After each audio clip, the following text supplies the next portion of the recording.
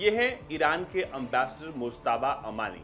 मुज्तबा अमानी Lebanon में Iran के राजदूत हैं, लेकिन जो पेजर धमाका हुआ है उसमें खबर है कि 3000 से ज़्यादा लोग जो हैं घायल हुए हैं और अब तक खबर है कि 9 से ज़्यादा लोगों की इसमें जो है वो मौत हो गई है।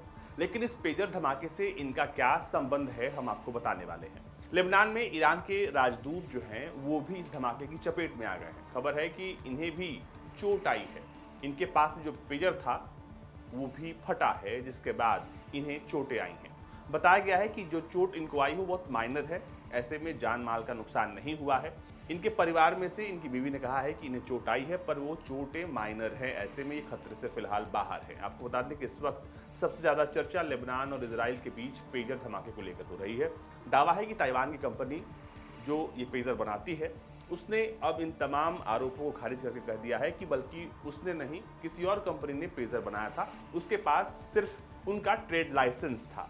पेजर धमाके के बीच जो खबरें बाहर आई कि आखिर ईरान के राजदूत भी इसके चपेट में आ गए, तो सवाल ये उठ रहा है कि आखिर ये सब कुछ कैसे हुआ। पेजर धमाके को लेकर बहुत सारी थ्योरी सामने आ रही हैं। कहा जा रहा है कि पेजर में पहले से ही RDX या फिर विस्फोटक रखा गया था। हालांकि इसको लेकर कंपनी की तरफ से कोई भी बयान अब तक सामने नहीं आया है। गोल्ड अपोलो ने कहा है कि उसने नहीं बल्कि BSE जो कि हंगरी में एक फर्म है, उसने लेबनान के लिए पेजर बनाए थे। और अब कई तरह की थ्योरी जो सामने आ रही है उसमें इस बात का दावा हो रहा है कि हर पेजर में जो है वो एक अमाउंट विस्फोटक का रखा गया था, लेकिन इसको लेकर इजराइल की तरफ से ऐसा कुछ भी नहीं कहा गया है।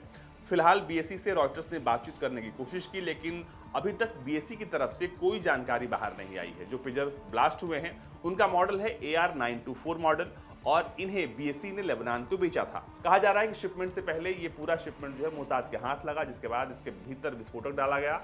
और आपको बता दें कि हिजबुल्लाह के लड़ाके लंबे समय से इसका इस्तेमाल इसलिए कर रहे थे क्योंकि इसमें कोई इंटरनेट जैसी चीज़ नहीं है, यानी इसको डिटेक्ट कर पाना, इंटरसेप्ट करना बेहद मुश्किल है, क्योंकि इजराइल अपनी इंटेलिजेंस की मदद से हर बार हिजबुल्लाह के ऑपरेशन या फिर गजा में हमास के ऑपरेशन को डिटेक्ट कर लेता था।